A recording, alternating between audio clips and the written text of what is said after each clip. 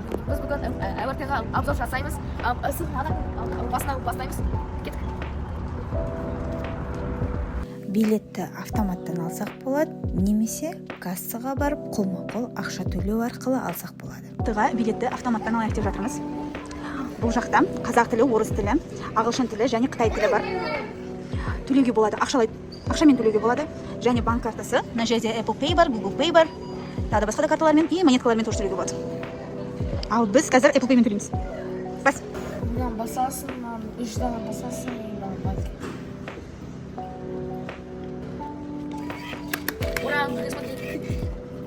Әуежай станциясынан бастап Нұрлы жол вокзалына дейін жүреді.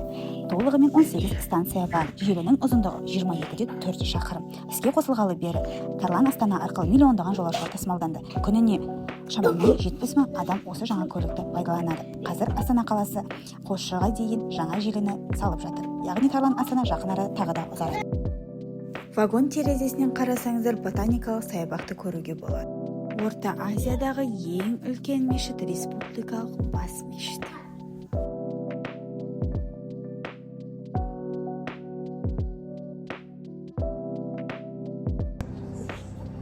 Саған ұнап жатыр ма? Иә. Мына жақта өте демай, және суықты, күшті. Мен осы жаққа балды арды берем. Мен осы көшкарға неме удобный сол үшін берген 9 балды. Және мына жақта удың допсылар бар, мына жақта қойып тұрасың. Удобно.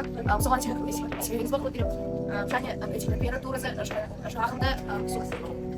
Вот. Ал тазалығы каптаса, точка врачебный болған. Тоже почти. Если болса 8 бас ондай.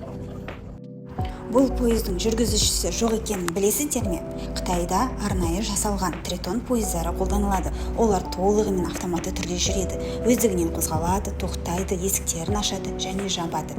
Пойыздың ұзындығы 60 метр, ең жоғары жылдамдығы 80 км сағатына. Әуежай станцияға келдік. Енді Нұрлы жол станцияға барамыз. Вагон терезесінен қалаға қарасаңыз, Астананың ең әйгілі жерлерін көруге болады. Өйткені жол эстакадамен қаланың үстінен өтеді. Әуежай станциясынан шыға сала Нұрсұлтан Назарбаев атындағы халықаралық әуежайды көруге болады. Қабанбай Батыр даңғылы бойымен жүргенде қазіргі заманғы биік ғимараттар, кеңселерді көреді. Мегастил Куэй, ботаникалық бақ, Абу-Даби плаза, орталық Азияда ең биік ғимараттар кешенінің бірі. Айнала шыны мұнаралар, министрлік үйі, үкіметтер ғимараттар. Арыс көпірі арқылы өткенде Есіл өзені панорамасы ашылады. Ұлттық музей, соңында Нұрлы жол, темір жолы вокзалы.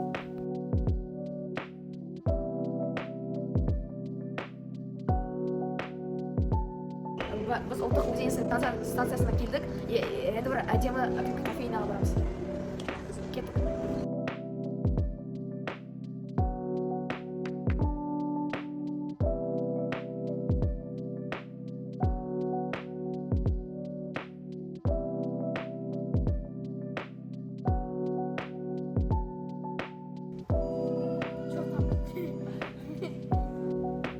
ЛРТ-да толықтай 19 құрам бар. Оның 15-і желіде жұмыс істейді, 4-еуі резервте.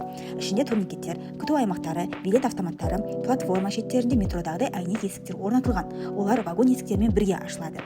Толық жүктемеде 1 шаршы метрге 6 адам. 600-ден астам жолаушы сияды. Салонда берік материалдар, органосиликат былғары, әйнек пластик композиттер орнатылған. Терезелер қалыңдатылған, дыбыс шытатын элементтер бар. Тарлан Астана бұл жай ғана заманауи көлік емес. Бұл Астананың биіктен тамашалауға мүмкіндік беретін ерекше саяхат. Пойыз эстакадамен жүріп келе жатқанда қала біртіндеп алақандағыдай ашылады. Бір ғана сапардың ішінде сіз Астананың ең танымал 3 символын, Ақорданы, Бәйтеректі және пирамиданы көре аласыз. Сондықтан Тарлан Астана жай ғана қоғамдық көлік емес, қаланың ең көрікті жерлерін тамашалайтын шағын саяхат. Енді біздің шоуымыз аяқталды. Енді сізге ұнаса лайкты басып кетіңіздер. Және басқа шоуды қандай түсірейік, соны жазып кетіңіз.